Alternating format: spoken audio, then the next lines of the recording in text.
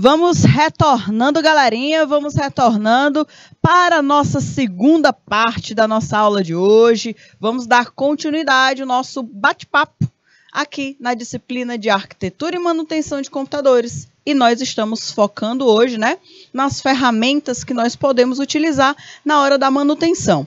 E aí, galerinha, você que perdeu alguma aula durante essa jornada, aproveita, fica aqui, fica ligado, porque hoje eu estou fazendo como se fosse um retorno, né? Nós estamos aí retornando em vários conteúdos que nós falamos ao longo da nossa disciplina. Então, fica ligadinho, tá certo? Então, pessoal, vamos dar continuidade à nossa aula de hoje. E aí, por enquanto que vocês olham aí na tela, deixa eu dar uma olhada aqui no chat. Deixa eu dar uma olhada aqui. Pronto. Professora, que marca de computadores para comprar a senhora recomenda, tá? Como é o nome da cola usada no processador? Ela pode ser usada em outras regiões que precisam de cola? Deixa eu dar uma olhada. Pronto, vamos lá. Né? O pessoal aí de Santa Cruz dos Milagres do Piauí. Primeiro ponto. O computador, pessoal, quando a gente vai escolher uma máquina, eu não concordo quando se fala, essa marca é boa, essa marca é ruim, essa marca presta, essa marca não presta. Eu não concordo com isso. Sabe por quê? Porque muitos desses computadores, não importa qual seja a marca, muitos desses computadores utilizam muitos componentes iguais, lá da arquitetura aberta. Muitos deles utilizam, por exemplo, o mesmo processador. Quando você vai se espantar, a placona, né? A placona, a placa-mãe, ela é fabricada pela mesma empresa. Muitos desses componentes, muitos desses computadores, o que vai mudar é o local de montagem. Normalmente a empresa coloca a sua marca na hora que ela vai fazer a montagem, mas muitos desses componentes vêm do mesmo lugar. Então, qual é a melhor forma de você procurar uma máquina? Você primeiro vai procurar a máquina de acordo com a realidade do seu uso, tá? Você compra uma máquina de acordo com a sua utilidade, com a sua necessidade, na verdade. A palavra correta é essa, a sua necessidade. Vou dar um exemplo aqui para vocês. Se você está, por exemplo, procurando um computador, uma máquina, onde você vai utilizar ela de uma forma muito básica. Eu quero uma máquina para poder, por exemplo, fazer os meus trabalhos da escola, né? Acessar a internet, fazer pesquisas, criar documentos, materiais convencionais que não precisem de tanto poder de processamento. Normalmente você pode comprar uma máquina básica. Hoje tem muita máquina, né, que tá mais barato porque ainda tem HD. O pessoal falando, hoje em dia o HD não presta mais. Mas também depende muito da utilização, né, e do manuseio da máquina. Então, assim, pelo menos um Core 3, né, que antigamente os processadores Core, quando eles estavam entrando no mercado, eles eram muito caros. Hoje em dia, um Core 3 está mais em conta. Você consegue encontrar aí de segunda mão, pessoal, né? Segunda mão. Com uma memóriazinha, né? Com a memória RAM, pelo menos de 4 GB. Pelo menos agora 1 TB. Antigamente 1 TB era coisa muito complicada, muito cara. Hoje em dia não, tá mais em conta, tá muito mais acessível por conta do SSD, que agora é a nova tecnologia. E por ser nova é mais caro. Então, a tecnologia anterior, ela se torna mais barata. Então, eu nunca compro computador do ano. Eu nunca compro, por exemplo, celular do ano. Porque é muito caro. Certo? Então, você tem que comprar um computador de acordo com a realidade. Isso, o pessoal de Hugonápolis, né? Hugo Nápoles, né? Hugo Nápoles. Tá falando aqui, um computador Core 3 com HD de 1 TB, memória de 4 GB. É bom? Sim, é bom sim. Com certeza, tá? Principalmente para utilização introdutória. Agora, se você é uma pessoa que trabalha com marketing digital no sentido de criar vídeo. Você tem que criar vídeo, tem que editar imagens que tem uma qualidade muito alta. Tem que trabalhar com fotografia, por exemplo. Eu trabalho com fotografia, com fotógrafo, que eu tenho que editar as imagens dele. Que você vai precisar de softwares que requerem muito processamento e uma memória. Você vai precisar de um computador que tenha capacidades maiores. Mas se você não vai utilizar nenhum tipo dessas ferramentas, não tem necessidade de você comprar um computador do nível gamer, entendeu? Eu acho bonito, mas é caro. Compra um computador de acordo com a tua realidade, certo? Então, e outra coisa, depois você pode mudar. Quando você juntar um dinheirinho a mais, você pode aumentar a memória do seu computador. Você pode aí trocar o processador do seu computador. Agora eu juntei um dinheirinho, ou consegui aqui, e eu posso trocar o meu notebook, tirar o HD dele e conseguir comprar um SSD. Tem como trocar. Então, pessoal, vão de acordo com a realidade de vocês. Eu, por exemplo, o meu computador não tem SSD.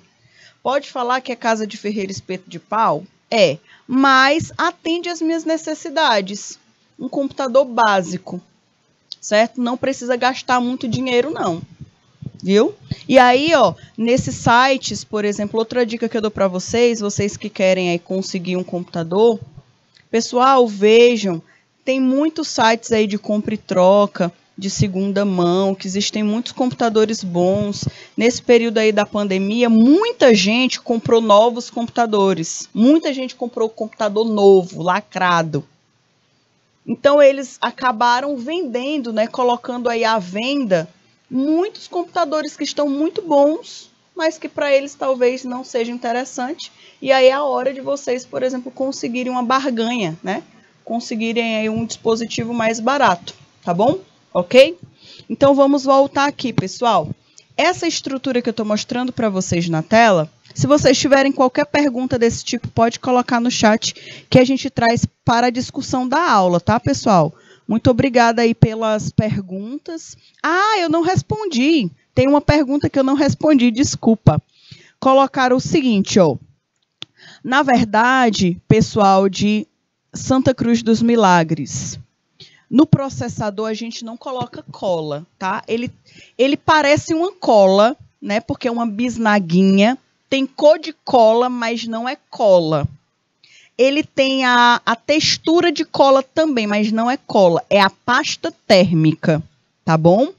No processador, a única coisa que pode ser colocada é só e somente a pasta térmica. Ela é uma bisnaguinha pequenininha, tá?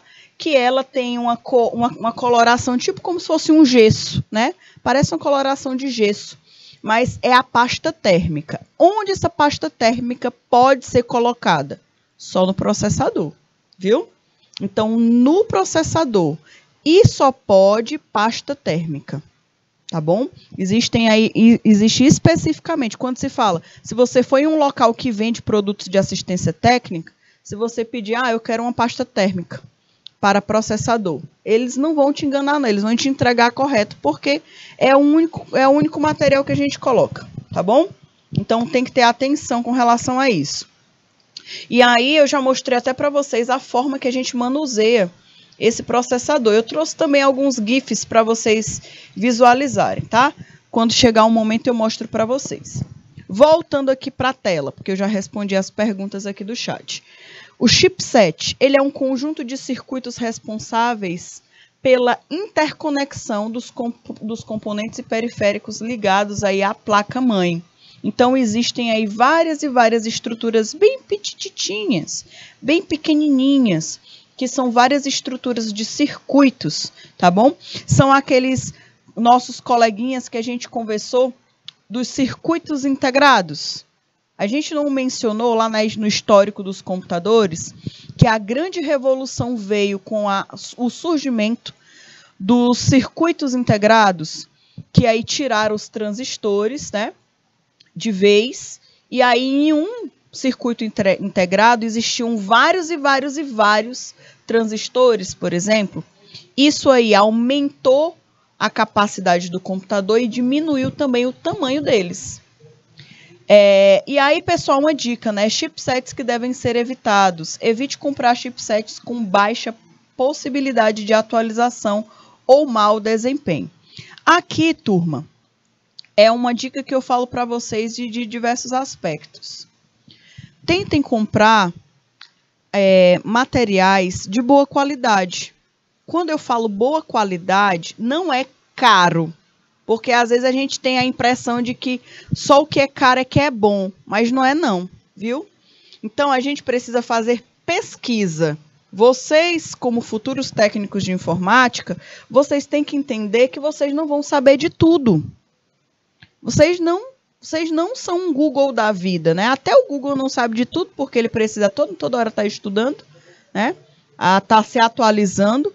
Então, galerinha, quando vocês forem fazer qualquer tipo de trabalho para alguém, que você precise colocar algum componente novo, algum dispositivo novo, qual é a melhor coisa que vocês fazem? Galerinha, é uma pesquisa. Senta a bunda na cadeira, né? Pesquisa, tá? E aí, galerinha, por quê? Porque muito técnico acaba errando, muito técnico acaba não dando bons resultados para o seu cliente, porque não quer ter o trabalho de pesquisar. Não é porque um processador é bom para você que vai ser bom para a máquina do seu cliente. Não é porque essa memória é boa para você que vai ser melhor para o computador do teu cliente e a necessidade dele. Então, tenha o costume de pesquisar, estudar os componentes, tá bom? Em sites de internet existem páginas que elas são bem legais, que elas comparam um componente a outro. E aí você consegue ver a diferença. Qual é a diferença de uma DDR para uma DDR2? Como é que eu vou saber qual dessas duas memórias atende melhor a realidade do meu cliente para um custo-benefício? Qual é o melhor processador? É um i3 ou um i5? Ou um Pentium? Ou um dual-core? Não sei, né? A gente não sabe. O que vai ser melhor, quem vai determinar é o que o seu cliente espera. Então, volto ao ponto de quando eu falo com vocês. Qual é o melhor computador? Depende do que você queira utilizar. Certo? Então, uma configuração básica é o que o pessoal de Hugo Nápoles colocou. Hugo Napoleão, eu acho. Hugo Napoleão. Colocaram aqui no chat um computador i3, processador i3, com HD de 1 TB e uma memória RAM de 4 GB. Dá para começar? Dá sim. Tá ótimo, maravilhoso.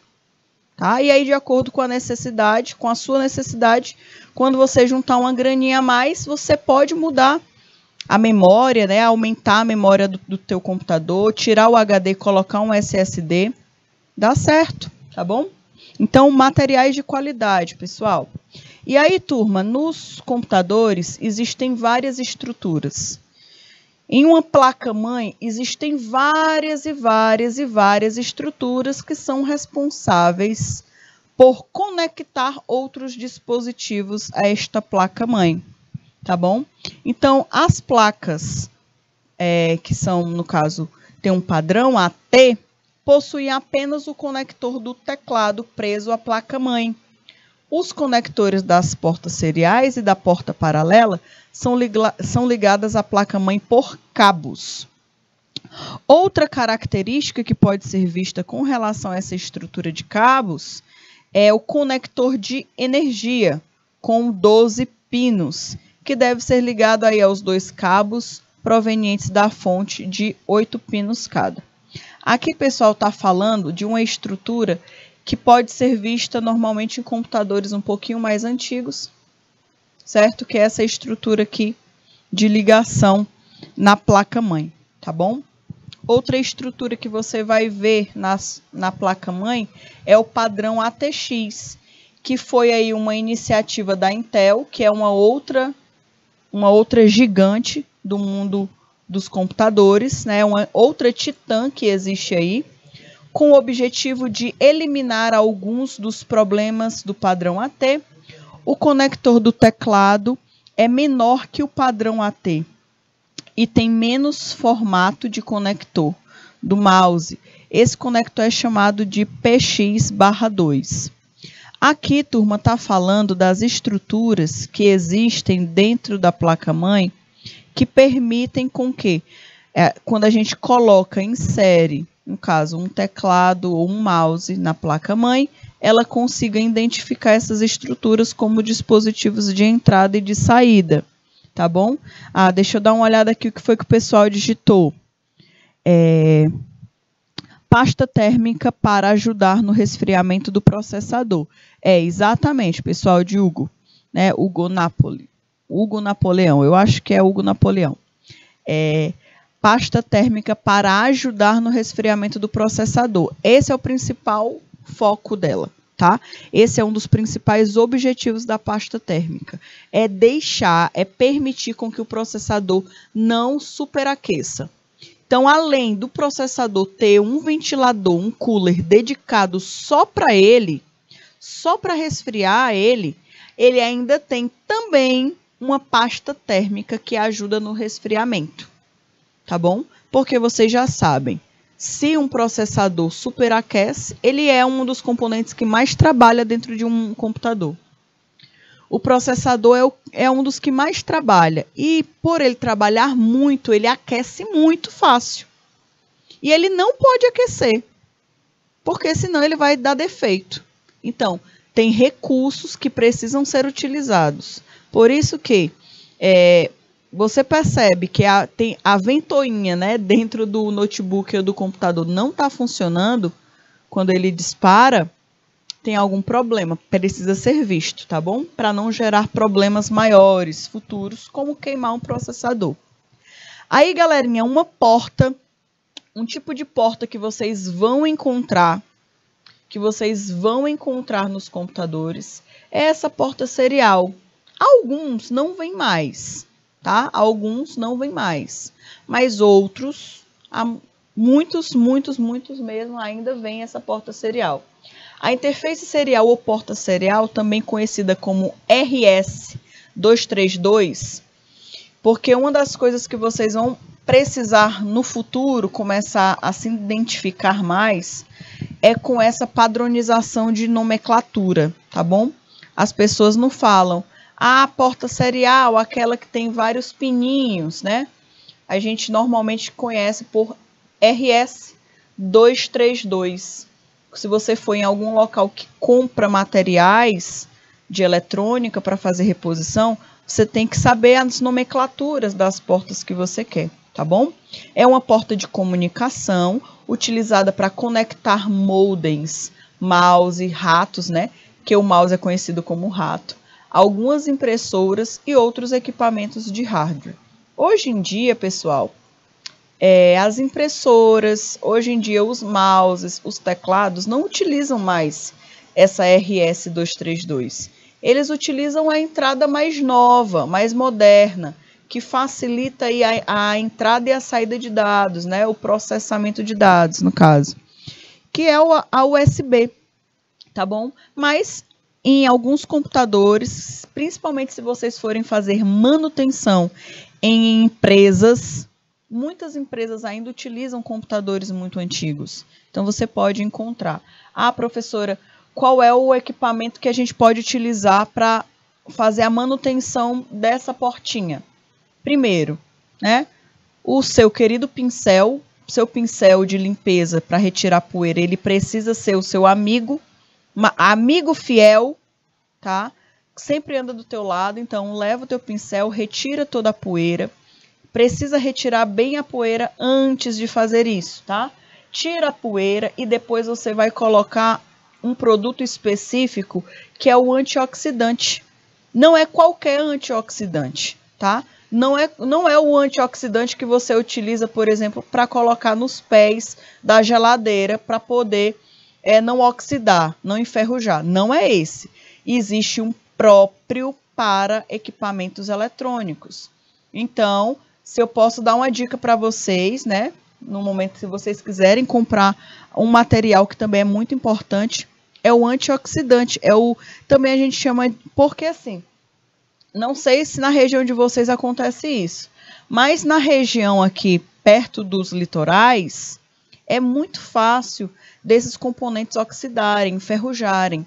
Então, a gente precisa colocar uma camada de proteção para que isso não aconteça. Então, existem produtos, é o spray. Você passou o pincel, tirou toda a poeirinha, uma borrifada, pronto, tá ótimo. Precisa botar muito produto, não é só um pouquinho mesmo, tá? Que é o antioxidante. Ou também, em algumas pessoas utilizam também o desengordurante, tá? Mas é melhor o antioxidante. Para fazer a manutenção disso aqui, esses dois componentes, pincel e esse antioxidante, já funciona bastante, tá bom? Isso não só para essa porta, mas para todas as portas de um computador, tá? Porta USB também. Aqui, pessoal, tá mostrando aqui o formato dessa porta, tá? Cada pino desse, pessoal, deixa eu voltar aqui. Cada pino desses, eles possuem uma informação, um tipo de informação que é passada. Então, já imaginaram aí a dor de cabeça que é para um barramento saber pegar todas essas informações que vêm de uma única entrada? São 9, pessoal, 9 informações diferentes. É 9 fluxos. Isso aqui provavelmente seja um dos problemas aí que dificulta, né? No caso, a velocidade, por exemplo. Então, turma, antigamente era muito utilizado essas portas, tá? Esses tipos de porta serial. Hoje em dia você encontra mais em computadores mais antigos. E aí, turma, eu trouxe essa outra porta, que é a porta paralela. A porta paralela é uma interface de comunicação entre o computador e um periférico, tá? Sempre essas portas, o objetivo é conectar a placa-mãe, conectar o computador com um periférico. Um mouse, um teclado, uma tela, uma impressora, um fax. Conectar algo de externo para o computador. E aí, pessoal, quando a IBM criou o seu primeiro PC, a ideia era conectar a essa porta uma impressora. Então, a IBM, mais uma vez, aí chegando para revolucionar. Quando eles pensaram em criar uma porta paralela, o objetivo deles foi criar esse local de comunicação dedicado para instalar, né, para receber a entrada de uma impressora. Então, olha aqui, olha o tamanho que era a entrada para colocar uma impressora antigamente. Tá? A ideia era conectar a essa porta a uma impressora, mas atualmente são vários os outros periféricos que podem ser utilizados nesta conexão para enviar e receber dados para o computador. Hoje, naquele tempo, né, ainda existe, viu? Mas você não consegue encontrar também com tanta facilidade essa porta paralela, não. Scanners são muito utilizados, câmeras de vídeo, unidade de disco removível e entre outros, tá? Normalmente você vai encontrar em computadores mais antigos, certo? E aí, pessoal, eu trouxe para vocês essa estrutura, esse esqueminha para vocês entenderem que cada um daqueles furinhos, eles recebem um determinado tipo de informação. Eles são muito importantes.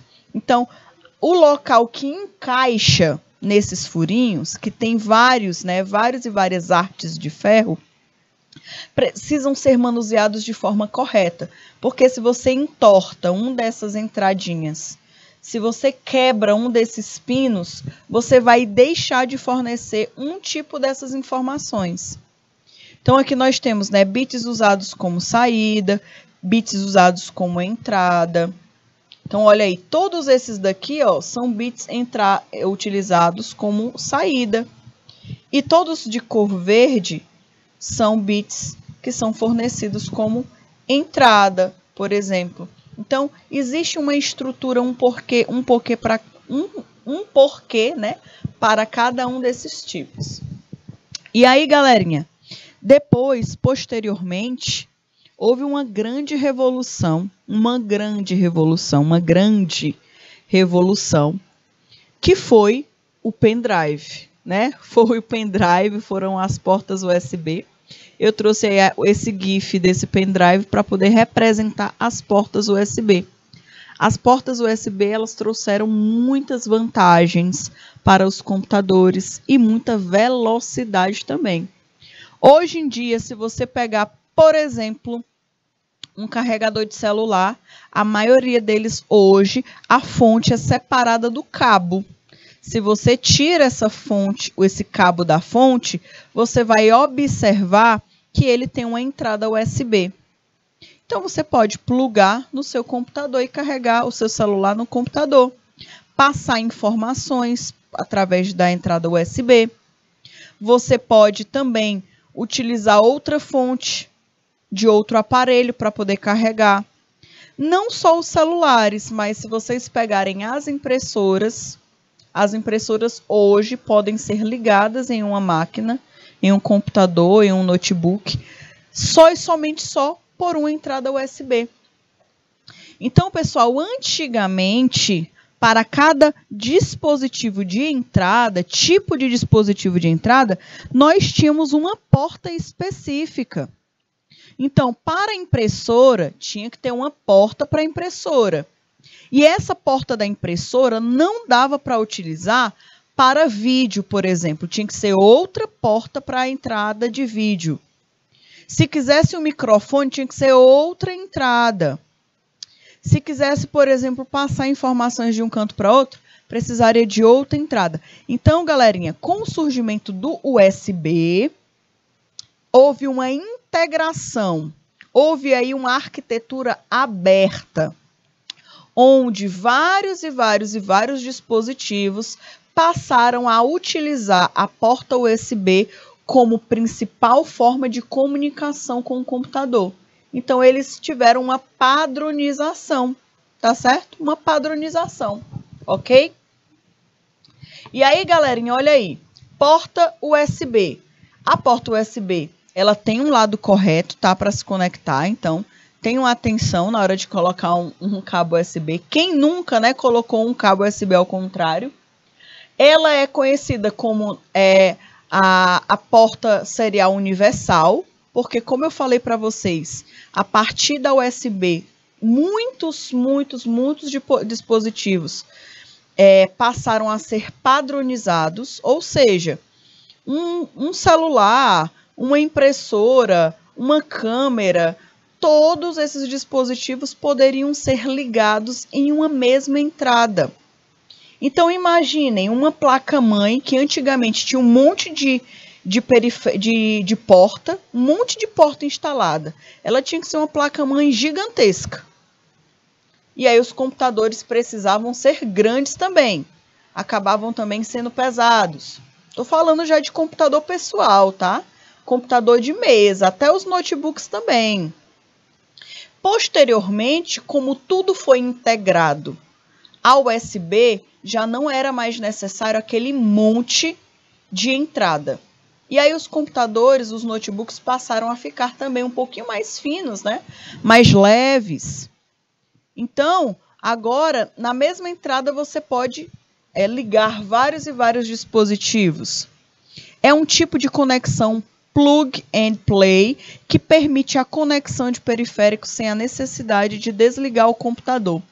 Ah, isso também aqui era outra dor de cabeça. Eu acho que vocês não chegaram nessa época, mas eu já dou uma dica para vocês. Se em algum momento vocês forem fazer manutenção em alguma empresa que tem computadores um pouquinho mais antigos, que se você olhar de trás da máquina e visualizar que o teclado e o mouse não utilizam entrada USB, utilizam outro tipo de entrada, que é uma redondinha, que já a gente vai conversar sobre ela, saiba de uma coisa.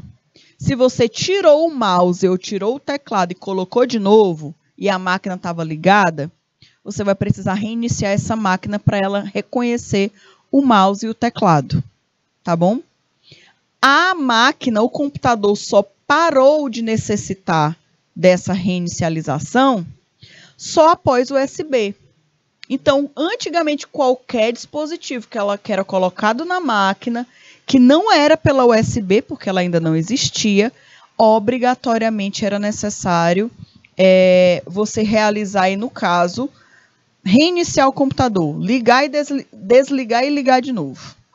Revolucionário na altura de expansão dos computadores pessoais, bem como minimizar o esforço de concepção de periféricos, no que diz respeito aí ao suporte por partes do sistema operacional e de hardware.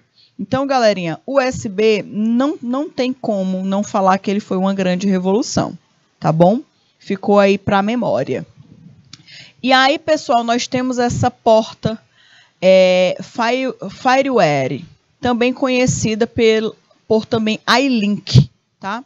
Essa porta, pessoal, é uma interface serial para computadores pessoais e também aparelhos digitais de áudio e de vídeo, que oferece comunicação de alta velocidade e serviços de dados em tempo real. O FireWire pode ser considerado uma tecnologia sucessora da quase obsoleta interface paralela SCSI. Pessoal, durante muito tempo, a Apple utilizou esse tipo de porta, tá? FireWire nos seus computadores, nos seus Macs. Mas depois, né, ela percebeu que ela precisava modificar essa porta, tá? Por uma porta mais rápida, que desse mais retorno para ela, como no caso a USB. Aqui tem um formatinho, né? Ficou um pouco pixelada, mas não tem problema não. Trouxe essa figura só para vocês visualizarem. E aí, galerinha, nós chegamos em um dos componentes mais espetaculares do computador, tá certo? Deixa eu dar uma olhada aqui na pergunta do pessoal. Pode usar o mouse no celular? Pessoal, mouse no celular é o seguinte, eu nunca utilizei mouse no meu celular, não. Já utilizei mouse no iPad, né, no tablet, por exemplo. Dá para utilizar? Dá, através do Bluetooth, tá bom? Então, o que você pode fazer? Para você utilizar mouse ou teclado, eu já utilizei teclado no celular. Para você... Dá também, né, para utilizar. Mas só que não é qualquer teclado e não é qualquer mouse. Tem que ser Bluetooth, tá? Mas não é aquele Bluetooth, não é aquele mouse e teclado que tem a entradinha, vou até desenhar aqui, que tem essa entradinha Bluetooth aqui, não. Que precisa da USBzinha, não, viu? Se tiver essa entradinha, esse conector, ele não é Bluetooth, tá bom? Existe um mouse que ele não vem com nada, não vem com fio, não vem com essa entradinha aqui, ele é Bluetooth. Ele é igual como se fosse um fone de ouvido, Bluetooth, certo? Você liga o Bluetooth do teu celular, você liga o Bluetooth do teu tablet, por exemplo, você vai adicionar ele e aí você consegue utilizar tanto o mouse quanto o teclado. Tá bom? Então, você consegue fazer isso sim, tanto com mouse quanto o teclado. Teve um tempo que eu estava sem computador e eu comprei um mouse e um teclado Bluetooth sem isso aqui, viu? Sem isso aqui, tá? Sem isso aqui. Eu consegui utilizar normalmente, tá certo? Então, tem sim a possibilidade de utilizar mouse e teclado, tanto no celular quanto em um tablet. Porém, os dois dispositivos precisam ser Bluetooth. E aí fiquem ligados, porque muitas lojas de equipamentos eletrônicos, não é por mal não, é por falta de conhecimento mesmo. Às vezes você chega lá e fala, eu queria um mouse Bluetooth. E aí, como é o mais comum esses aqui, que tem esse equipamento, eles vão te vender esse, tá? Mas... por exemplo, isso aqui não vai servir para um tablet nem para um celular. Teu celular não tem entrada USB. Então, fiquem atentos. Mouse Bluetooth que pega em tablet e celular não pode ter essa entradinha USB. É só olhar do lado de trás do pacote. Se vier com essa entradinha aqui, vocês falam, não, esse aqui não. Eu quero é o totalmente Bluetooth, que não tem esse dispositivo USB, tá bom? Ok? Então, dá certo. Processador, pessoal. Quem é o processador? O processador é a criatura que mais trabalha dentro de uma máquina. O bichinho não para de trabalhar. Praticamente quase todas as coisas que acontecem dentro de uma máquina precisam passar por ele para ele direcionar para outros lugares. Então, assim que você liga o seu computador, mesmo você não clicando em nada, mesmo você não abrindo uma página da internet, não abrindo nenhum programa, mesmo você não utilizando nada do teu computador, o teu processador já está funcionando e trabalhando muito. Porque ele precisa, inicializar os aplicativos, ele precisa inicializar todos os programas. Então, mesmo você não utilizando nada, o teu processador está funcionando. Lógico, quanto mais você abre páginas, abre programas, faz vários tipos de comandos, utiliza várias ferramentas, tu vai estar sobrecarregando ainda mais o teu processador. O processador ele é o cérebro do computador. Ele recebe, processa e envia dados a todos os outros componentes e periféricos do seu PC. Nos PCs, a velocidade de processamento está relacionado ao seu SLOC, interno, que é medido aí por Hertz. Então, pessoal, o processador ele precisa ter um cuidado muito especial com ele. Tá? Você não pode manusear o teu processador de qualquer jeito, tem que ter atenção com a chave que segura ele. Eu já conversei com vocês sobre a pasta térmica, mas eu trouxe outras figurinhas aqui para vocês visualizarem. Ó, esse aqui é um processador. O processador aí ele recebe informação, essa informação chega até ele, ele faz a parte dele. E vocês estão lembrados que aí dentro desse processador tem a ULA. Vocês estão lembrados da unidade lógica aritmética? Que é essa criaturinha que faz todos os cálculos matemáticos que fica ligado por tudo? Pois é. Então, esse processador aqui, ele ainda é dividido em algumas partes, tá bom? Que cada uma dessas partes é responsável por uma ação dentro da máquina. Então, ele recebe a informação, processa essa informação e aí manda a informação para o restante da máquina. Tá bom? É isso que acontece com esse processador.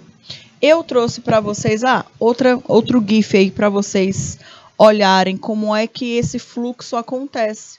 As informações, elas chegam até o processador verifica, analisa, formula as soluções e aí passa através dos barramentos, tá? Essas linhas aqui que vocês estão vendo, ó, que trafegam, que levam de um lado para outras informações, a gente conhece por barramento, a gente já estudou sobre eles.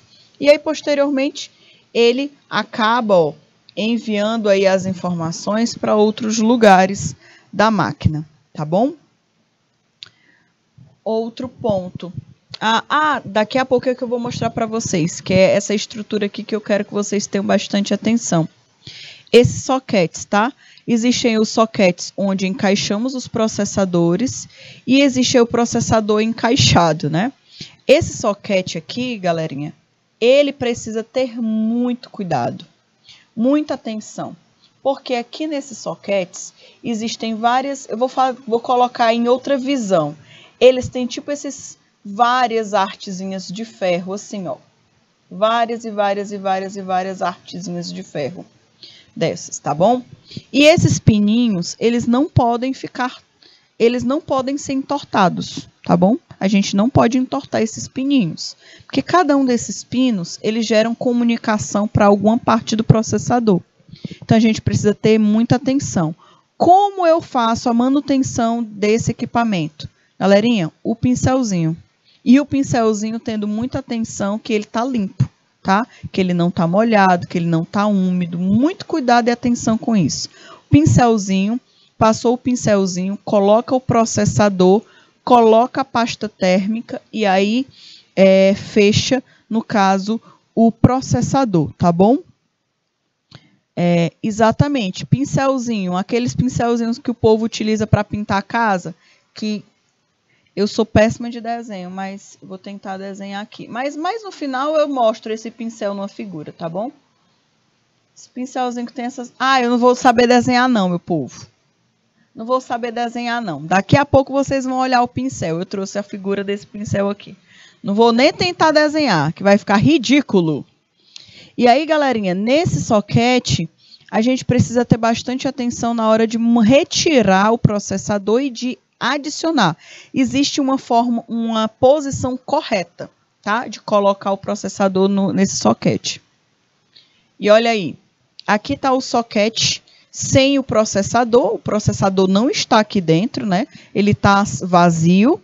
E aqui, mais uma vez, eu quero relembrar vocês dessa estrutura aqui, ó, que a gente já tinha até conversado.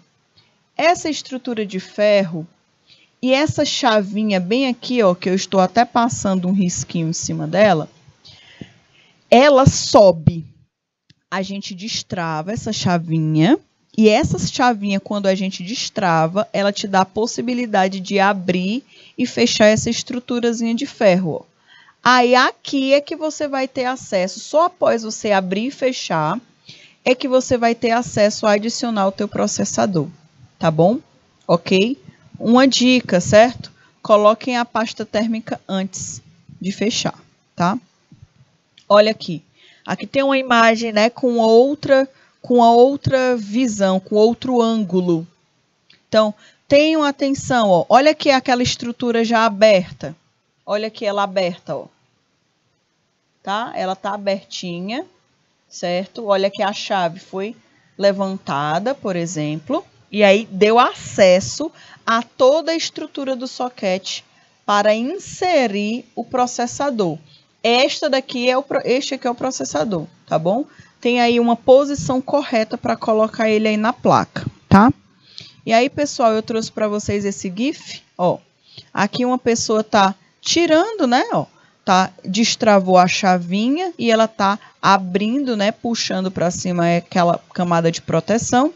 Essa camada de proteção, ele deixa bem fixo o processador ao soquete, tá? Ele deixa bem fixado mesmo essas estruturas. Olha aqui, por outro ângulo. Aqui, no caso, ele não está abrindo, ele está fechando, né? Percebam que há uma pressão. Deixa eu colocar aqui com outra cor. Percebam aqui que tem uma pressão, ó. Uma pressão que é colocada sobre essa parte da placa, sobre esse soquete. Percebam, tá? Existe uma pressão. É justamente a função dessa chave. Deixar bem firme, deixar bem fixo essa estrutura ao soquete que está na placa-mãe, tá? Deixa eu ver aqui. Pronto, deixa eu dar uma olhada. Essa placa-mãe aí é uma das placas mais fortes e boas, né? Sim. Aqui, pessoal, com relação à placa-mãe, existem várias marcas, vários modelos de placa-mãe. E aí também vai de acordo com o seu custo-benefício, tá? Aqui, pessoal, eu trouxe para vocês só uma lista para vocês terem guardados aí no material de vocês, a lista de soquetes e os modelos de cada soquete, que cada soquete suporta, por exemplo. Então, existe aí o soquete 3, que possui aí 237 pinos, e ele normalmente suporta todos os processadores dos modelos, né? Modelos de 486. O soquete que tem 4 pinos, soquete 4, que possui 273 pinos, ele aguenta e ele suporta, ele aceita os processadores Pentium 60 e o Pentium 66. Então, aqui a gente vai analisando cada um dos tipos de soquete e quais processadores aí eles suportam. Aqui é uma tabelinha um pouquinho mais antiga, tá? De processadores mais antigos. E aí, galerinha, outra estrutura que existe dentro das máquinas, que é extremamente importante, que é essencial, é o cooler, tá? Esse cooler aqui, ele é um cooler bem potente. Normalmente é colocado naquelas máquinas grandes, né? que precisam de um grande poder de resfriamento. É um dispositivo que vai em cima do processador para o resfriamento do próprio. O cooler ele é composto por um dissipador de calor e uma ventoinha formando ele, né? Que é formado por esta ventoinha também. Então, a ventoinha ela tem como objetivo retirar o calor. Ela retira o calor daquele local, que no caso é o processador, e no caso libera, né? Retira daquele lugar através do vento. Normalmente nos PCs de mesa existem dois coolers, tá? Existe o cooler que fica em cima do processador e existe o outro cooler que fica instalado normalmente na parte traseira do gabinete. Esse daí pega o ar quente retirado do processador e retira de dentro da máquina, tá bom? Olha aqui. E aqui, pessoal, estou mostrando para vocês um gabinete, que esse gabinete aqui o pessoal, literalmente, né, como o povo fala, aloprou, né? Exageraram demais. Talvez porque ele necessite, né? Eu não sei. Talvez ele possa necessitar desse tanto de cooler. Colocou 4, né? 4 coolers aqui nesta máquina.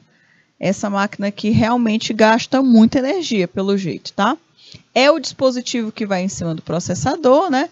Para o resfriamento, como a gente já conversou, e que utiliza normalmente uma ventoinha. Mas esses daqui tem vários, né? E olha aí, eu trouxe para vocês 2 máquinas a mais. Essa da esquerda, só essa da esquerda, meu Deus, tem 1, 2, 3, 4, 5, 6, 7, 8, 9. 9 coolers, né? Tipo como se fosse para retirar o calor e tem um para poder sair da máquina, né?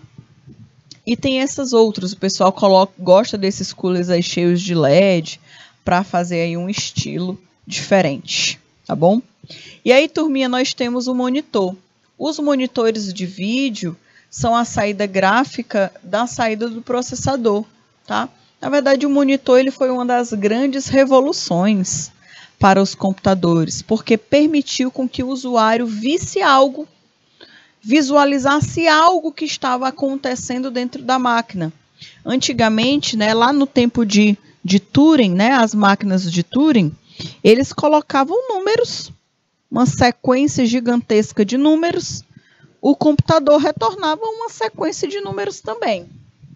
E aí depois que era descriptografado, que era interpretado e tudo mais. Mas o usuário não conseguia ter o retorno, contato direto, rápido, né? O retorno rápido do que estava acontecendo na máquina. Somente após a inserção do monitor nos computadores é que tornou os computadores mais atrativos. Não só para o uso pessoal, porque primeiro foi usado aí em grandes universidades. Quando saíram das grandes universidades, que se tornaram mais populares, passaram a entrar nas grandes empresas, indústrias. E aí, somente muito tempo depois, é que chegou a população para ser utilizado aí em casas, né? Em casa, como computador pessoal. Então, até chegar em casa, já imaginaram vocês comprarem um computador hoje? Que esse computador, você vai precisar utilizar ele, mas ele não tem tela. Você não consegue conectar nada. Ah, então eu tenho uma TV, conecto. Não, não pode, não dá para conectar nada. É só o gabinete. Como é que você ia saber que o computador estava funcionando? Estava fazendo o que você queria. Você não estava conseguindo nem ter nenhum tipo de retorno. Então, já imaginaram utilizar um celular, por exemplo, sem a tela? Que a tela não funciona, ou então que nem existe tela? É um pouco complicado, porque nós já estamos habituados a termos um dispositivo de saída. A tela é um dos principais, tá bom? Um dos principais. Eu considero aí a tela como a primeira e o áudio como o segundo, né? Porque, querendo ou não, ou vice-versa, né? Vai depender também da realidade das pessoas. Então, galerinha, é muito importante esse dispositivo, tá? Os monitores de vídeo são a saída gráfica da saída do processador, ou seja, o que o processador faz, a gente consegue visualizar a sua função através do monitor. O monitor de vídeo se divide em 3 tipos. O monocromático, que mostra tons de cinza, que aí antigamente, né, nós tínhamos monitores. Os primeiros monitores não tinham essa variedade de cores que nós temos hoje. Tinha aí uma pequena quantidade de cores, tá bom? Na verdade, só tinham uma cor normalmente. Eu até mostrei para vocês, ou era verde ou era vermelho, se eu não estou enganada. Tinha também essa realidade. O policromático, que é a conhecida tela colorida, que todo mundo gosta. E quanto ao padrão do monitor, existem aí diversos padrões, diversas formas. E aí, galerinha, o monitor CGA é capacidade de mostrar até 4 cores simultâneas em modo gráfico. Uma das primeiras usadas em computadores, PCs, com baixa qualidade de imagem, poucos programas funcionavam em telas CGA. Quase todos em modo texto. Ficou muito conhecida aí como tela verde, embora existem modelos CGA preto e branco. Então, pessoal, as telas, o monitor CGA, eles normalmente eram monitores que tinham essas 4 opções de cores simultâneas, mas eles foram considerados aí como os computadores do tempo da tela verde, tá bom? O monitor VGA, ele tinha aí a capacidade de mostrar 256 cores, certo? Simultâneas, tinha uma boa qualidade gráfica. Normalmente esse modelo se mostrava capaz de rodar tanto programas de texto como gráficos, como ótima qualidade de imagem. Se tornou aí o padrão mínimo para rodar programas em modo gráfico. Então, esse monitor VGA, ele também foi uma grande revolução. Até hoje a gente escuta ouvir falar, né, desse VGA, né, desse padrão VGA. Ele possibilitou que muitos jogos, né, através de modos gráficos, pudessem ser rodados, pudessem ser vistos. Então, não adianta tanto assim você ter um bom processador, você ter uma boa placa de vídeo. Ah, eu tenho uma placa de vídeo que roda tudo, os vídeos assim mais 4K, show, né? Consegue rodar tudo. Mas você não tem uma tela que te fornece essa informação processada pelo processador.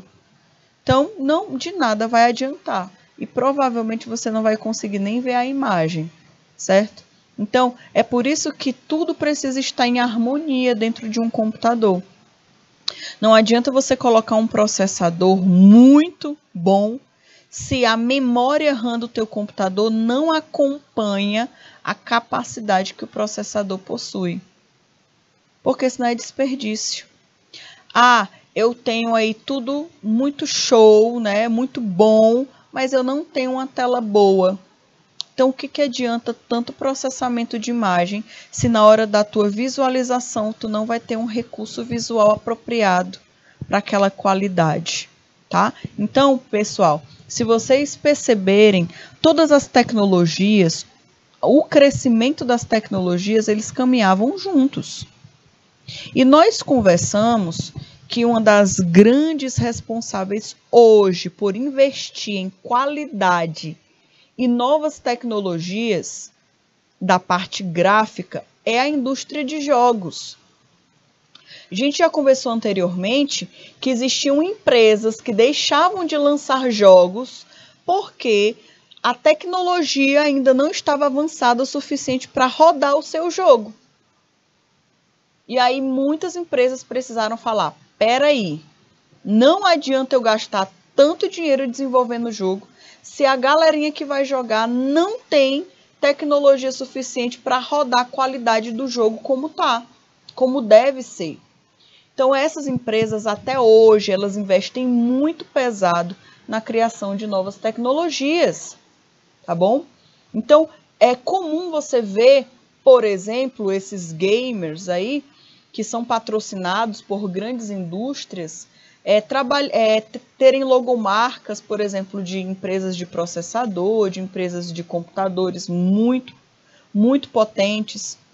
porque na verdade a indústria de jogos investe pesado para que eles desenvolvam novas tecnologias e coloquem no mercado. E aí quem estiver disposto, né, a pagar para ter uma melhor qualidade e rodar o jogo na melhor performance vai pagar.